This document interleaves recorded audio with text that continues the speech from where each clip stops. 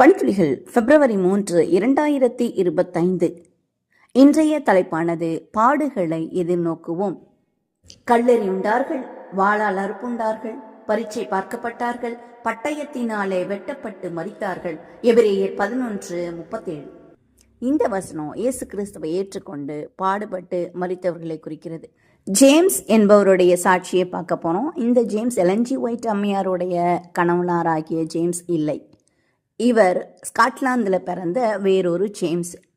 இவர் ஏழை பெற்றோருக்கு மகனாக பிறந்தார். இளமையிலேயே ஆண்டவரை உற்சாகமாக தேடுவதிலும் ஜெபிப்பதிலும் சிறந்தவராக காணப்பட்டார்.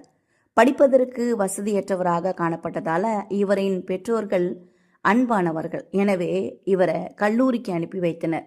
இந்த காலகட்டத்தில் பட்டம் பெறும் ஒவ்வொருவனும் நான் அரசன் மற்றும் இந்த ராஜ்ஜியத்தின் எல்லா காரியங்களிலேயும் ஆளுகைக்கு ஆதரவாக ஏற்றுக்கொள்கிறேன். அரசரின் ஆளுகைக்கும் வல்லமைக்கும் எவ்வகையிலும் கீழ்ப்படியாமல் இருக்க மாட்டேன் என்று வாக்கு கொடுக்க வேண்டுமா? ஆனால் ஜேம்ஸ் கிறிஸ்துவையே தன் ராஜாவாக ஏற்றுக்கொண்டதால அரசரின் அராஜகத்தை வெறுத்தார்.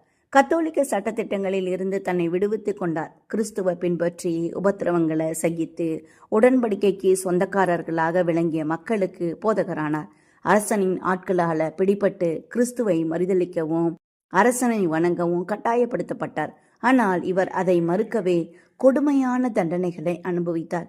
ஜேம்ஸ் 1888 பல முறை விசாரிக்கப்பட்டவர்.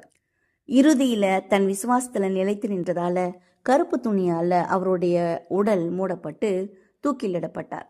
இயேசுவை உறுதியா பின்பற்றுவோருக்கு எப்போதுமே பாடுகள் காத்திருக்கிறது. உபத்திரவத்தின் ஊடாகத்தான் பரலோகம் போக முடியும். பாடுகளை ஏற்றுக்கொள்ள முடியாதவர்கள் அவருடைய ராஜ்யத்தில் பங்கு பெற இயலாது. சீடர்கள் பாடுபட்டாங்க. ஆதிகால கிறிஸ்தவ சபை பாடுபட்டது. இருண்ட காலங்களில் சபை துன்பத்துக்குள்ளானது.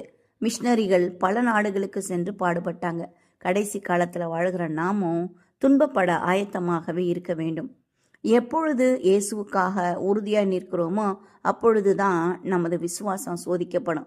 உலகத்தின் மீது பற்றும் பாசமும் வைத்தால் சோதனையில நிலை நிற்க முடியும். முழு அன்பையும் ஆண்டவருக்கு அர்ப்பணிக்கும் போதுதான் துணிந்து சாட்சியாக வாழ முடியும். வேதத்தை நன்கு நேசிப்போம். அதற்காக கிறிஸ்தவங்கள்லாம் கஷ்டப்படுவாங்கன்னு அர்த்தம் கிடையாது. நமக்கு சோதனை காலத்தில் சோதனை வரும்போது அதில் உறுதியாய் நிற்க வேண்டும். உலக ஆதாயங்களிலிருந்து நம்மை விடுவித்துக் கொள்ளணும். தேவன் நமக்கு எப்போதுமே நல்லவராக இருக்கிறார்.